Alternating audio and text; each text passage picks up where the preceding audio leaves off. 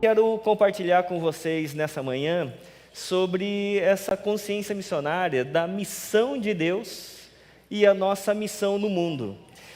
Porque é importante a gente compreender que o nosso Deus, o Deus em quem nós cremos, não é um Deus estático lá na eternidade. É um Deus que se movimenta na nossa realidade. É o Deus que intervém na nossa história em favor de nós. E é por isso que eu quero falar sobre dois textos. Um primeiro movimento, o movimento de Deus na história. E o outro movimento é o nosso movimento no mundo criado por Deus. Eu quero convidar você para ler a palavra do Senhor, lá no texto de Êxodo, capítulo de número 12, um texto bastante importante na palavra de Deus, na revelação bíblica, um texto que vai falar sobre a intervenção de Deus na história. Você vai encontrar na Bíblia dois grandes momentos de grande quantidade de milagres da intervenção de Deus. O primeiro grande movimento da intervenção de Deus está aqui em Êxodo, quando Deus intervém para libertar o povo de Israel. E o segundo movimento é quando Jesus vem, para nos libertar espiritualmente do império das trevas. E Êxodo 12 vai ser um texto bastante importante, porque, embora ele esteja no Antigo Testamento, todo o Antigo Testamento ele é cristológico. Cristo está presente em cada página do Antigo Testamento. E esse texto é uma demonstração disso. Êxodo capítulo 12. O texto da palavra do Senhor vai nos dizer assim: O Senhor disse a Moisés e a Arão no Egito: Esse deverá ser o primeiro mês do ano para vocês. Digam a toda a comunidade de Israel que no 10º dia deste mês, todo homem deverá separar um cordeiro ou um cabrito para sua família, um para cada casa. Se uma família for pequena demais para um animal inteiro, deve dividi-lo com o seu vizinho mais próximo, conforme o número de pessoas e conforme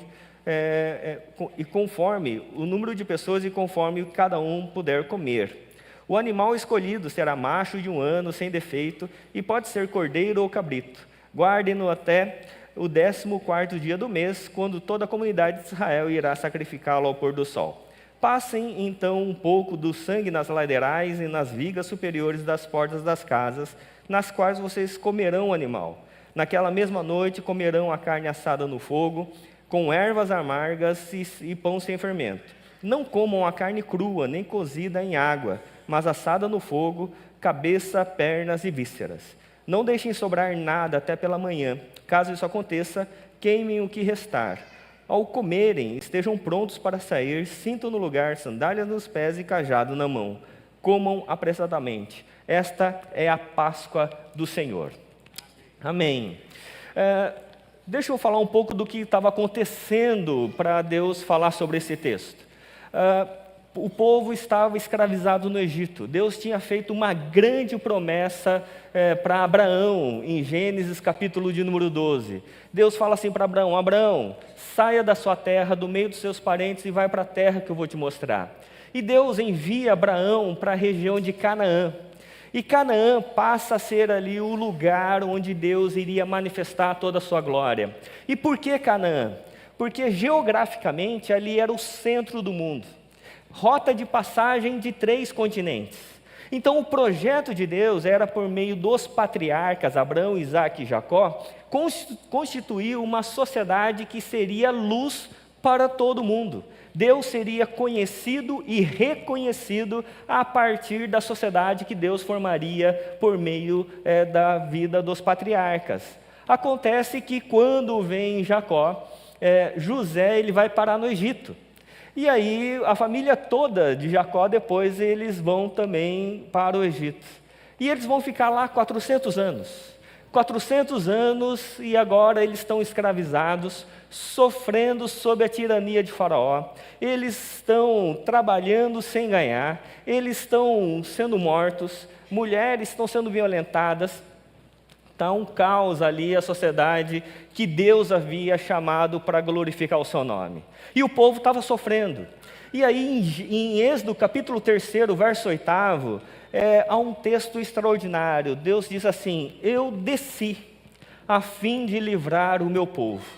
Eu desci para intervir na história em favor do meu povo, e eu vou libertar o meu povo e vou levá-los novamente à terra que eu dei a eles, que era a terra de Canaã.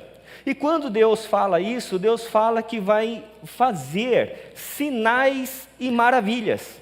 Deus faria sinais e maravilhas para mostrar que era o Senhor que estava intervindo naquela realidade. E aí Deus fala assim, olha, eu vou mostrar 10 sinais, o que comumente a gente chama pragas. Mas praga é só para o Egito, para nós Deus chama de sinais e maravilhas. E no texto de Êxodo ele vai falar assim, olha, eu vou enviar os meus sinais. E o primeiro sinal é transformar água em sangue. O primeiro sinal, Moisés é chamado e ele transforma a água em sangue diante do faraó. Eu não vou falar sobre os 10 sinais, mas vou falar sobre o primeiro e o último. O primeiro sinal era água em sangue. Guarda isso, que isso vai ser importante daqui a pouco. E aí, o último sinal é esse aqui do texto que nós lemos. Um texto extremamente importante, porque nesse 10º sinal, no capítulo 12 de Êxodo, Deus está estabelecendo a Páscoa. Páscoa que nós comemoramos em relação à ressurreição de Jesus. Mas a Páscoa, ela foi originada no Antigo Testamento, na libertação do povo de Israel, que era o 10º sinal, o sinal definitivo de que Deus estava vencendo todo o Egito e libertando o seu povo para voltar à missão que Deus havia dado. E é interessante porque Deus fala assim, olha, você vai libertar o povo, mas o povo vai ter uma ação extremamente importante também. Eles vão ter que pegar um cordeiro de 1 ano, sem defeito, vai ter que sacrificá-lo, e eles vão ter que pegar um pouco de sangue, colocar um pouco de sangue na botija. E quando eles colocarem o sangue na botija, eles vão chegar em cada porta da casa e vão marcar as ombreiras das portas. As ombreiras são as laterais da porta na altura do ombro, nos umbrais da porta, né? Então, você vai marcar os umbrais e na verga. Vai chegar na outra porta, vai marcar o outro umbral e na verga. E o que é isso aqui? A cruz. E aí o texto vai dizer que quando o anjo passasse sobre todo o Egito, esse termo passar no hebraico é a Páscoa, quando o anjo passasse sobre todo o Egito e visse a casa marcada com sangue em forma de cruz, naquela casa não haveria morte, mas haveria preservação da vida. Posso ouvir um amém, irmãos? E aí isso aqui era a Páscoa. A Páscoa de que Deus estava intervindo na história, trazendo a redenção, trazendo a libertação para o seu povo. E aqui tinha 2 elementos importantes. Um elemento era o sangue. O sangue que precisava ficar marcado nos umbrais e na verga da porta.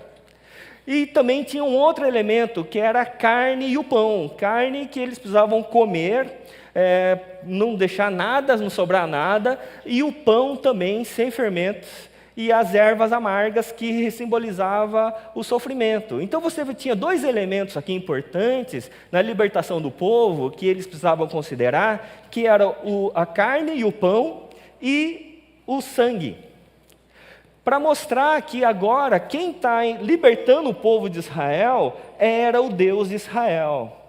Que o faraó, embora ele se considerasse um semideus, embora ele se considerasse alguém divinizado, o Senhor dos exércitos era o Deus de Israel. E aí quando o povo entende isso, e Deus envia o 10º sinal, então Deus liberta a nação de Israel para a sua missão, para que eles voltassem ali para a terra prometida depois dos 40 anos do deserto.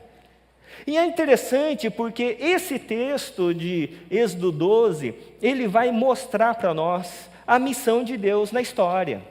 Ele vai mostrar que Deus tem uma missão em nós. Deus não é um Deus distante, que criou todas as coisas e deixou a sua sorte.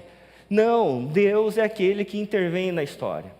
Por isso que quando o povo estava sofrendo debaixo da tirania do faraó, o povo começa a orar, clamar o Senhor, a palavra de Deus aqui em Êxodo vai dizer que Deus ouviu as suas orações. Deus se comoveu com as suas orações e Deus desceu a fim de livrar o seu povo.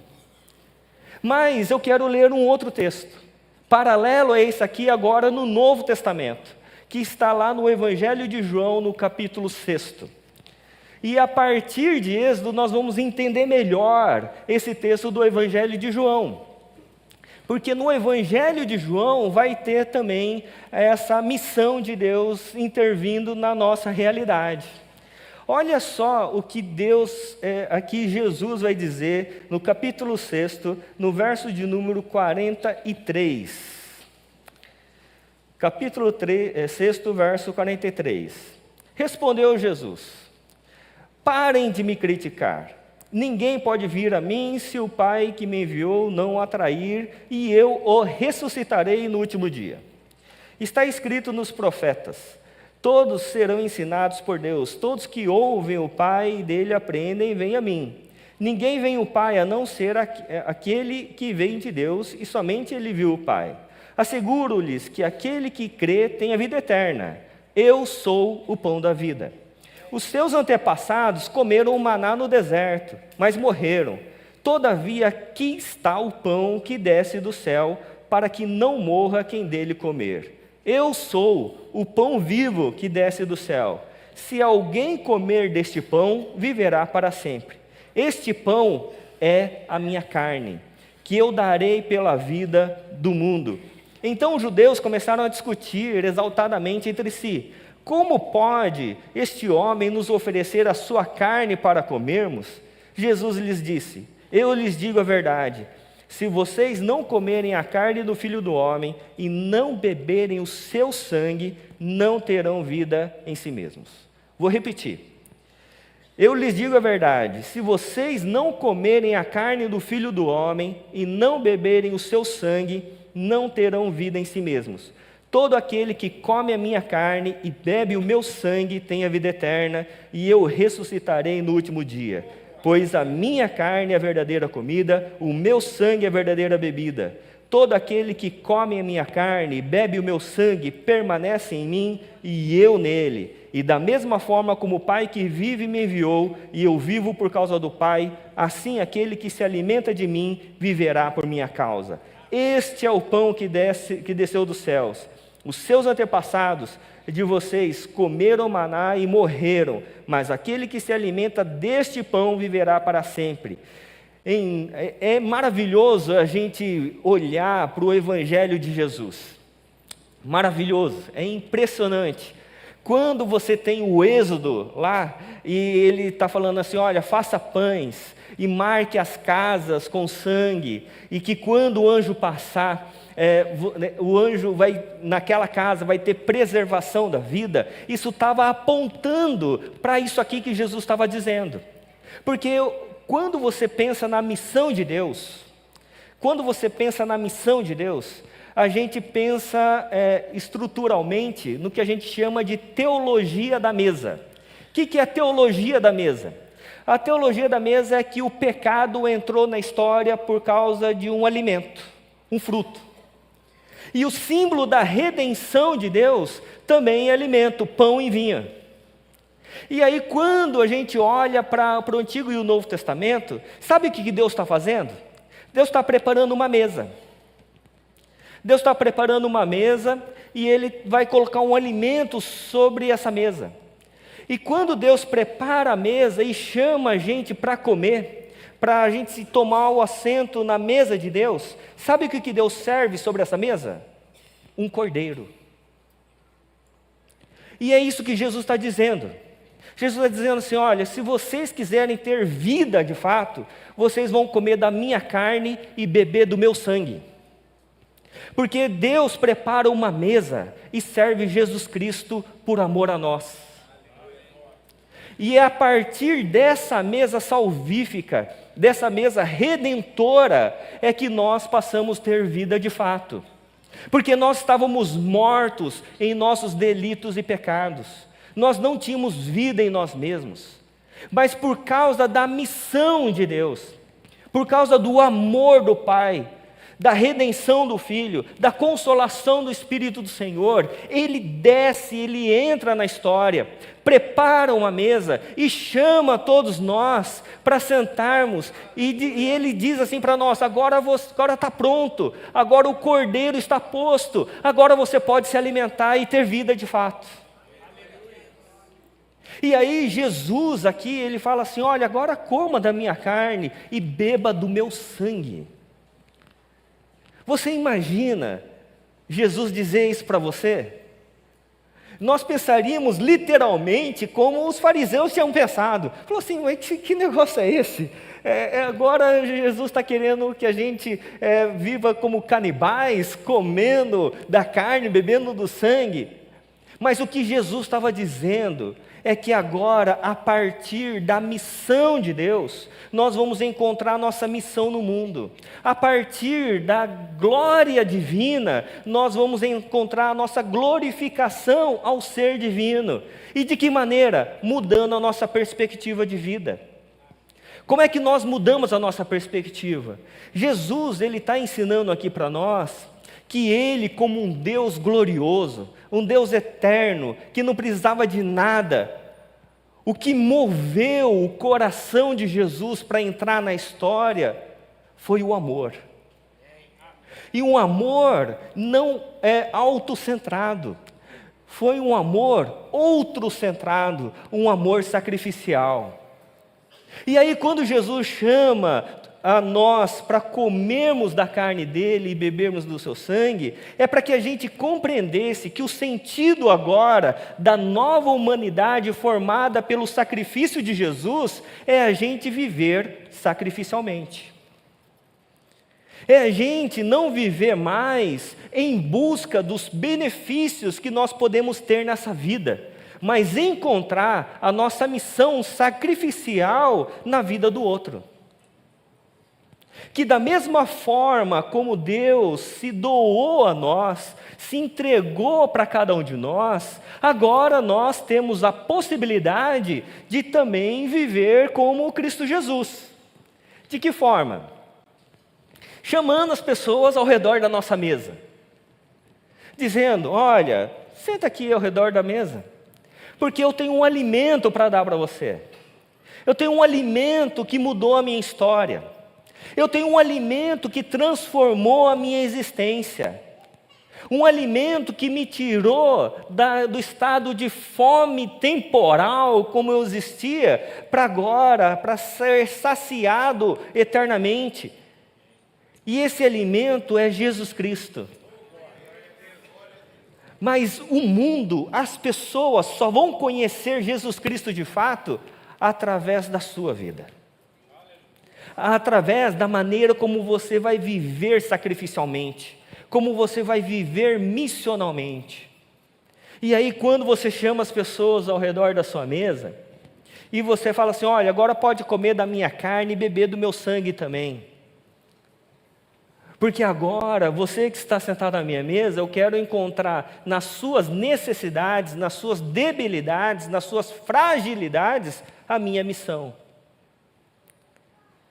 Eu quero encontrar na sua pobreza, eu quero manifestar a minha riqueza na sua pobreza. E quando eu falo pobreza e riqueza, não estou falando de dinheiro, estou falando de virtude de Deus. E aí, quando a gente faz isso, a gente vai percebendo que o sentido da nossa vida agora é ser um Cristo na vida do outro. E é interessante porque vocês já viram aqueles filmes de zumbi? Tipo o Walking Dead? É interessante a dinâmica dessas séries, né, desses filmes, porque ali você tem os zumbis que são semi-mortos, não é verdade? São semi-mortos e se ele morder, pegar alguém vivo, o que acontece com o vivo? Viram semi-mortos. Mas no reino de Deus é totalmente o oposto. Porque o que Deus está dizendo aqui? O que Jesus está dizendo para nós? Que se nós comêssemos da carne de Jesus e bebêssemos do seu sangue, nós que éramos mortos, nós íamos ter vida.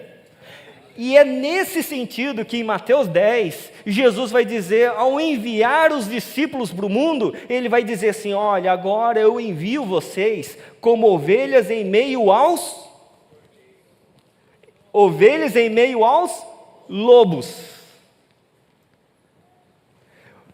Se você pegar uma ovelhinha e jogar no meio de uma matilha, o que acontece com aquela ovelha? Ela já era estraçalhada. Mas sabe o que acontece no reino de Deus? Da mesma forma como nós fomos transformados quando comemos da carne e do sangue de Jesus, quando nós somos enviados como ovelhas em meio aos lobos que estão no mundo, se um lobo morder a nossa carne, ao invés de nós virarmos lobos, eles viram ovelhas. É por isso que Jesus vai dizer: olha, eu estou enviando vocês como ovelhas, mas no meio dos lobos. E vocês não precisam ter medo, ficar na defensiva, vivendo para a sua preservação da sua existência, preservação dos seus recursos, preservação do seu patrimônio, preservação de si mesmo, com medo das coisas.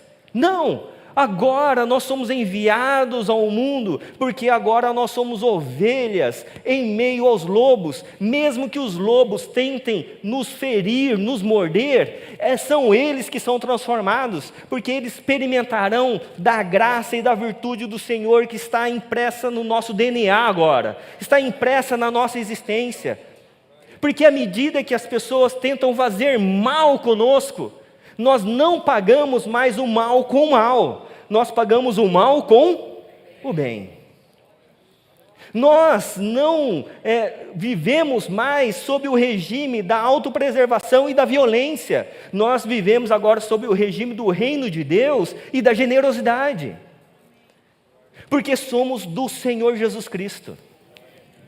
O sentido da nossa vida não é mais viver para usar os outros para o nosso próprio benefício, mas agora nós vivemos o reino de Deus para, conscientes do sacrifício de Jesus, nós vivemos para o benefício do outro. E à medida que a gente vai entendendo o Evangelho nessa dinâmica, à medida que a gente vai vivendo o Evangelho nessa potencialidade da graça, do amor, da bênção de Deus que já está em nós, então a gente começa a amadurecer na nossa fé. Amadurecer para que a gente deixe de ser uma fé infantilizada nas nossas carências e a gente passe a viver a maturidade a partir das virtudes de Deus.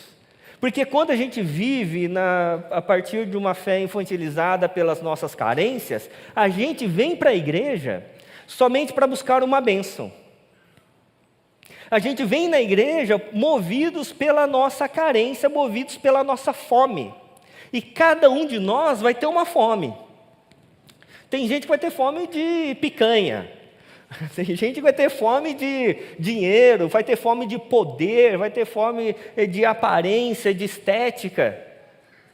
Mas quando a gente se alimenta de Jesus Cristo, a nossa fome é saciada. E aí a gente não vem mais na igreja por causa da nossa fome, porque já estamos saciados. Sabe por que a gente vem para a igreja? A gente vem na igreja para encontrar a gratidão e a nossa missão. Para a gente olhar para o irmão do nosso lado e dizer: o que você está precisando?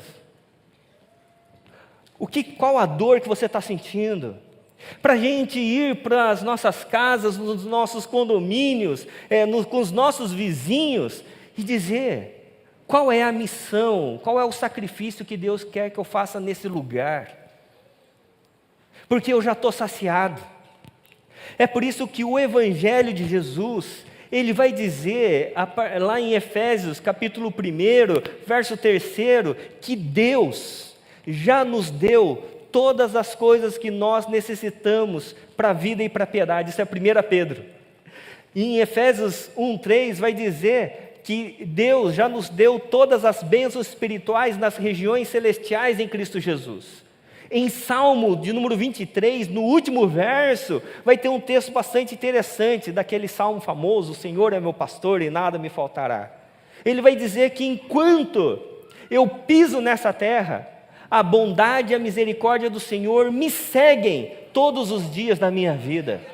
E quando eu deixar de pisar nessa terra, eu habitarei na casa do Senhor para todo sempre. Então, a gente não vem na igreja para buscar uma bênção. A gente vem à igreja para ter a consciência de quão abençoados nós já somos. Porque a gente só pode dizer para as pessoas comerem da nossa carne e beberem do nosso sangue, se nós tivermos segurança em quem vive em nós e para onde nós estamos indo. É por isso que o Evangelho é uma loucura. É por isso que você se depara com os doidos de vez em quando, que fala assim, eu estou largando minhas coisas, estou indo fazendo uma missão na África. Estou indo lá para Moçambique. O que você vai fazer em Moçambique? Eu vou fazer missão. Você encontra umas pessoas, tem uma jovem lá na nossa comunidade de São Paulo, falou assim, vou fazer missão casada com um filho pequeno no Iraque. E está indo no mês que vem. E aí quando você fala assim, mas isso não é loucura? Eu falo assim, ela responde, isso é o Evangelho. Falou assim, amém, então tá bom, vamos formar uma rede de segurança para minimizar a possibilidade de alguma coisa acontecer com você. Por quê? Porque a gente não é do tipo de gente que usa Deus em nosso favor. A gente é o tipo de gente que encontrou com o Senhor Deus e agora diz, Deus, qual é a minha missão no mundo? Porque se você olhar para todas as religiões, independentemente do nome da religião, ela vai ter uma estrutura básica. Qual que é a estrutura de todas as religiões? É um ser divino, acima de todas as pessoas, e exigindo sacrifício de todas as pessoas para que ele dê os benefícios. Todas as religiões já vai ter essa estrutura básica, de distanciamento divino e sacrifício humano para alcançar o divino. Mas somente no cristianismo, a partir do nosso Senhor Jesus Cristo, é que você vai ter um Deus que não é distante. É um Deus que tem um nome que significa Deus conosco, nosso Deus Emanuel. Mais do que um Deus conosco, é um Deus que se sacrifica por nós. Não é Ele que exige um sacrifício de nós. Ele se sacrifica por nós. Ele se doa por nós. Ele se entrega por nós. E quando Ele se entrega por nós, então agora Ele passa a viver em nós. E aí, quando agora nós somos essa nova natureza humana, agora, meus irmãos, a gente encontrou o tesouro. Agora, a nossa busca não é mais construir os nossos palácios, a nossa Babel. Porque se a gente encontrou o tesouro de toda a eternidade e a gente continua ainda focado na construção das nossas realidades temporais, o Evangelho vai dizer que isso é loucura. Como um homem que construiu o seu patrimônio, construiu os seus celeiros e disse assim, agora eu estou bem, agora eu estou sossegado, agora eu posso aposentar. Posso descansar porque meu futuro está garantido. E o que Deus fala para esse homem? Louco, você não sabe que vão pedir a sua alma hoje? O que adianta ganhar o mundo inteiro e perder a sua alma? Então, Deus tem uma missão no mundo. E essa missão que Deus tem no mundo tem a ver com você, com a sua vida, por amor a você. Deus está preparando uma mesa e chamando você para sentar. E diz, coma da minha carne, beba do meu sangue, sacia a sua fome, tenha cura na minha mesa. E quando você levantar, saiba que agora você é uma ovelha em meio aos lobos. E por que você pode ir sem medo? Porque agora está uma promessa sobre a sua vida, que as portas do inferno não prevalecem contra a igreja de Deus. E quando a gente fala sobre as portas do inferno que não prevalecem contra a igreja de Deus, porta não é sistema de ataque. Não é que a igreja precisa ficar dentro, se preservando do mundo. Porta é sistema de defesa. Quem está na defensiva é o inferno, e não a igreja. A igreja ela avança, e à medida que ela avança missionalmente, as portas do inferno não vão prevalecer contra a igreja do Senhor. Então que a gente possa crer verdadeiramente no Evangelho de Jesus Cristo.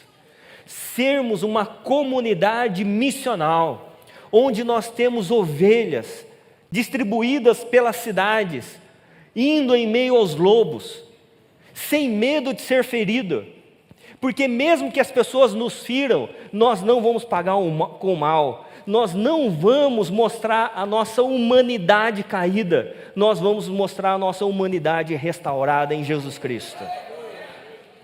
E aí eles vão entender verdadeiramente o que é amar.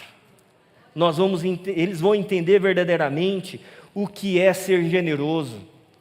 E quando a gente gerar perguntas neles, e eles perguntarem por que a gente vive do jeito que a gente vive, a gente vai poder responder: é porque eu encontrei o verdadeiro alimento. Eu encontrei uma mesa que me sacia verdadeiramente. E eu quero convidar você para estar nessa mesa também, para participar dessa mesa e encontrar a salvação no Senhor Jesus Cristo. Que o Senhor nos abençoe, que o Senhor nos dê graça, para que possamos viver dessa maneira. Quero convidar você a se colocar em pé. Se você quer ser um cordeiro de Jesus, alguém que entrega a vida ao Senhor Jesus Cristo, que você possa fazer isso agora, aí mesmo onde você está, no seu coração, dizendo: Deus, eu quero ter um compromisso mais forte com o Senhor. Eu quero entregar a minha vida a Ti, Senhor. Mesmo que eu já esteja há muito tempo na igreja, mesmo que eu já Te conheça, mas eu quero, Senhor, manifestar uma vida sacrificial. Que o Senhor restaure vidas, famílias, através da minha vida. Que o Senhor restaure histórias, como o Senhor restaurou na minha história. Se você ainda não conhece o Senhor Jesus Cristo, o Senhor Jesus te chama para comer da sua carne e beber do seu sangue, a partir da fé em Jesus Cristo. Se você crer de fato, nós vamos orar e você pode entregar sua vida ao Senhor Jesus Cristo. Pai Santo, Deus querido, muito obrigado, Senhor. Obrigado porque o Senhor é um Deus que nos ama, um Deus que nos ama verdadeiramente, um Deus que se sacrificou por nós, um Deus que nos chama à mesa. Ó Deus, e da mesma forma como o Senhor saciou, ó Deus, a fome daqueles que estavam no deserto, o Senhor é aquele que sacia a nossa fome no deserto da nossa história. Por isso, ó Deus, que o Senhor transborde da Tua graça, do Teu amor, das Tuas virtudes sobre a vida de cada um de nós. O Senhor conhece, o Senhor sonda cada coração que está aqui nessa manhã.